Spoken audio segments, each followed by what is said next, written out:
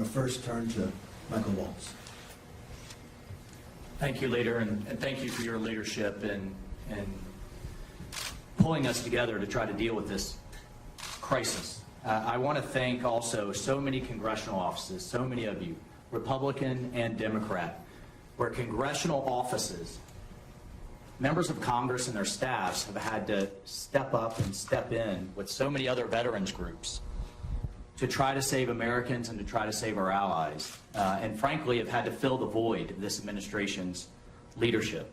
Just this morning, I personally was on the line with 2 American citizens and their children outside the gate of Kabul International and had to give them the heartbreaking news that I understood it to be closed. We're now trying to smuggle them out through other means, and that is happening organically from veterans, from Republican and Democrat offices, from nonprofits. Basically everybody but this administration is getting Americans and our allies out. So where do we go from now? I think you're already seeing the State Department and the White House try to set the stage that there's good terrorists and bad terrorists, that the Taliban have moderated, that we can trust them to get the rest of our citizens out and to not harm our allies. Well, let me ask you this. There is a Navy veteran, Mark Frericks, that's been held hostage for the last year and a half. So is he free to go?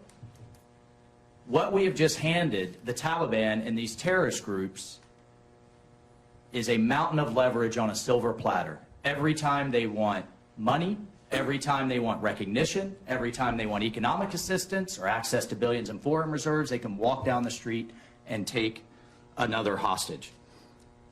We have to remember, too, that this same thinking, appeasing terrorists, concession after concession after concession, the same team that's around Biden was around Obama, that did Benghazi, that did the Bergdahl trade, that recklessly pulled us out of Iraq, that led to the ISIS caliphate and attacks around the world, including inspired attacks here in the homeland, that led to the Iran deal. And they're exercising that same playbook. You cannot appease terrorists. They understand strength, and they understand leverage, and they understand military might. And we're showing none of that right now. A Middle East ambassador just reached out to me and said the word across the region is that jihad is won and democracy is lost.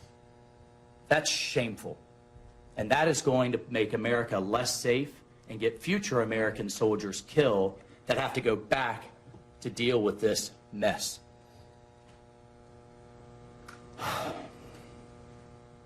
You know, if this administration isn't going to lead, then Congress will, and our veterans community will. We are going to step up, but it is absolutely shameful that future American blood, allied blood, and soldiers' blood are going to be on this administration's hands for this mess that they've created, this self-imposed disaster.